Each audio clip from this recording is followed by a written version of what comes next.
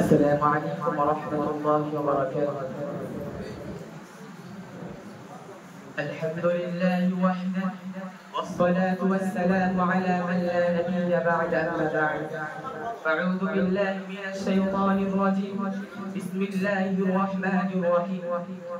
وقاتلوهم حتى لا تكون فتنة ويكون الدين لله.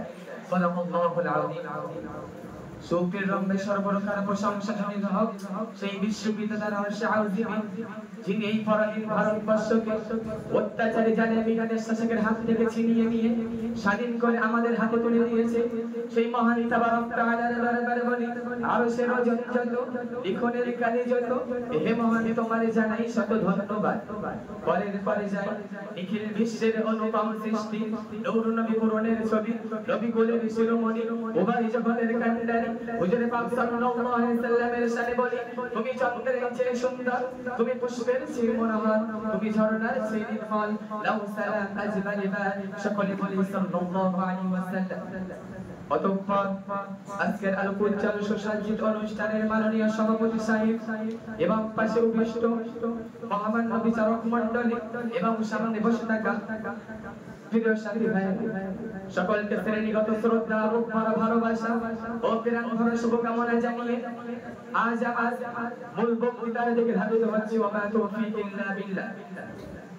শ্রোতা মণ্ডলী, আমরা সকলেই জানি যে আজ থেকে ৭৮ বছর পূর্বে এই ভারতবর্ষ ছিল অত্যাচারী জালেমিদের শাসনের অধীনে। ইস্ট ইন্ডিয়া কোম্পানির ইস্পরে ব্যবসার অনুমতি নিয়ে তারা এই ভারতবর্ষে প্রবেশ করেছিল, কিন্তু তাদের উদ্দেশ্য ছিল ব্যবসা করা নয়, বরং তাদের উদ্দেশ্য ছিল এই ভারতবর্ষের মাল দৌলত টাকা পয়সা শোষণ করে লুণ্ঠন করে নিজের দেশে নিয়ে যাওয়া। ক্রমশ তারা নিজের উদ্দেশ্যের প্রতি অগ্রসর হতে লাগলো। বন্ধুগণ, কেমন ভাবে ১৬০১ খ্রিস্টাব্দে ইংরেজ সম্রাট ব্যবসা করার অনুমতি নিয়ে এই ভারতবর্ষে এসেছিল। তখন ভারতবর্ষের বাদশা ছিলেন বাদশা জাহাঙ্গীর। বাদশা তাদের মনোভাব বুঝতে না পেরে ব্যবসা করার অনুমতি দিয়েছিল এবং বাদশা তাদের উপরে শুধু না রেখে ৫০০ বর্গ মিটার এক একটি ইংরেজের হুকুমতে ন্যস্ত করেছিল। কিন্তু তারা যে বেঈমান বিশ্বাসঘাতক নামক হারাম ছিল, বাদশা তাহা জানতেন না। ক্রমশ তারা ভারতবর্ষকে আস্তে আস্তে কব্জা করতে আরম্ভ করে দিল।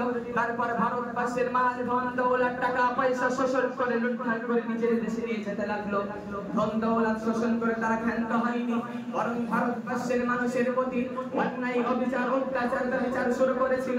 মোটে দাঁড়িয়ে কিছু ২ টাকা করে কর বসত আর চাষ করতে বাধ্য করত এবং তারা এও ঘোষণা করল যে ভারতবর্ষের মানুষরা জন্মগত হিসাবে ভারতীয় আইন কানুন নিয়ম নীতি কালচার হিসাবে হবে ব্রিটিশ ও ভারতবর্ষের মানুষদের আর ধর্মীয় স্বাধীনতা দেওয়া হবে না। সেই সময় এই চ্যালেঞ্জের মোকাবিলা করতে ভারত বিখ্যাত পণ্ডিত দার্শনিক ভারত গুরু হযরত মাওলানা শাহ ওলিউল্লাহ মুহাদ্দিস দেহলভী রাহমাতুল্লাহ আলাইহি এর সুযোগ্য পুত্র শাহ আব্দুল আজিজ দেহলভী রাহমাতুল্লাহ আলাইহি জিহাদি ফতোয়া উচ্চ কণ্ঠে ঘোষণা করে দিল। তখন সাম্রাজ্যবাদী ব্রিটিশ উক্ত ফতোয়া বাজেয়াপ্ত করে। তখন শাহ আব্দুল আজিজ দেহলভী রাহমাতুল্লাহ আলাইহি প্রকাশ্য ঘোষণা করেন যে আমরা পরাধীন হালাল পরাধীনতার বিরুদ্ধে স্বাধীনতার উদ্দেশ্যে আমাদের জিহাদের নৈতিক এবং ধর্মনৈতিক কর্তব্য। তখন থেকে শুরু হয়ে গেল সাম্রাজ্যবাদী ব্রিটিশ শাসকের বিরুদ্ধে জিহাদ। তো সাম্রাজ্যবাদী ব্রিটিশ শাসক দেখলো যে স্বাধীনতা সংগ্রামের উদ্দেশ্যে বিপ্লব বেড়ে চলেছে, তাই তখন তারা চিন্তা করলো যে আমাদের প্রশাসন ক্ষমতা বজায় করার জন্য সর্বপ্রথম ভারতবর্ষের আলেম ওলামা সমাজকে নির্মূল করতে হবে।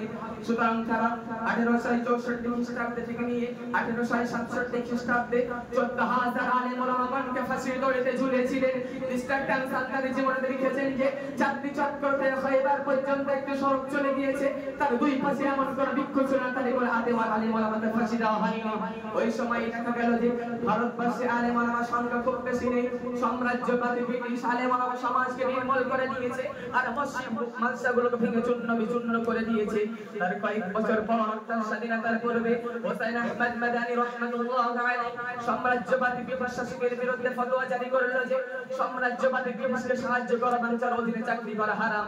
এর কারণে ইংরেজ প্রশাসক হোসেন আহমদ মাদানী রাহমাতুল্লাহ আলাইহি বলে অর্ডার অর্ডার ঘোষণা করে দিল। তার কয়েকদিন পর করাচিতে এক বিশাল প্রকাশ্য সমাবেশ ডাকা হয়েছিল ইংরেজ শাসকের বিরুদ্ধে। ওই সমাবেশে হিন্দু, মুসলিম, ইহুদি, খ্রিস্টান সমস্ত জাতি, ধর্ম, বর্ণ নির্বিশেষে কম বেশি কয়েক লক্ষ জনগণ সমবেত হয়েছিল। প্রত্যেকটি মানুষ জানেন যে হোসেন আহমদ মাদানী রাহমাতুল্লাহ তাআলা এই সমাবেশে উপস্থিত হবেন না, কেননা ব্রিটিশ শাসকের তরফ হইতে হোসেন আহমদ মাদানী রাহমাতুল্লাহ তাআলাকে পুলিশ অর্ডার ঘোষণা হয়ে গিয়েছে। কিন্তু দেখা গেল যে হোসেন আহমদ মাদানী রাহমাতুল্লাহ তাআলা জানের পরোয়া না করে কাফনের সঙ্গে করে নিয়ে কবিতা পড়তে পড়তে স্টেজে উঠে পড়লো। তো হোসেন আহমদ মাদানীকে দেখে প্রত্যেকটি মানুষ আশ্চর্য হয়ে গেল। তারপর হোসেন আহমদ মাদানী রাহমাতুল্লাহ তাআলা সাম্রাজ্যবাদী ব্রিটিশ শাসকের বিরুদ্ধে বক্তব্য শুরু করে দিল। তখন ইংরেজ প্রশাসক চতুর্দিক থেকে গুলি চালাতে আরম্ভ করে দিল। আল্লাহ পাকের কি কারিশমা! একটি গুলি হোসেন আহমদ মাদানী রাহমাতুল্লাহ আলাইহিকে স্পর্শ করলেন না। এই ঘটনা দেখে ইংরেজ কর্তব্য বিপদ হয়ে গেল। তো হোসেন আহমদ মাদানী রাহমাতুল্লাহ আলাইহি ইংরেজের বিরুদ্ধে উত্তরণ করার কারণে গুলি দিয়ে না ফেলে অভিযোগ শুরু করে। করাচিতে সরকারিভাবে মামলা চালানো হয়। ওই মামলায় ওই আদালতে হোসেন আহমদ মাদানী রাহমাতুল্লাহ আলাইহিকে 4 বছর সশ্রম কারাদণ্ডে দণ্ডিত করে। তারপর সমস্ত জাতি, ধর্ম, বর্ণ নির্বিশেষে নিজ নিজ বুকের টাটকা তরজা কলকে ঢেলে দিয়ে ভারতবর্ষের মাটিকে রক্তাক্ত করেছিল। কিন্তু যারা এই ভারতবর্ষের মাটিকে রক্তাক্ত করেছিল তাদের নাম আজ বর্তমানে ইতিহাসের পাতায় নেই। তাই আমি ওই সমস্ত এই বলে আমার বক্তব্য এখানে কি করেছি।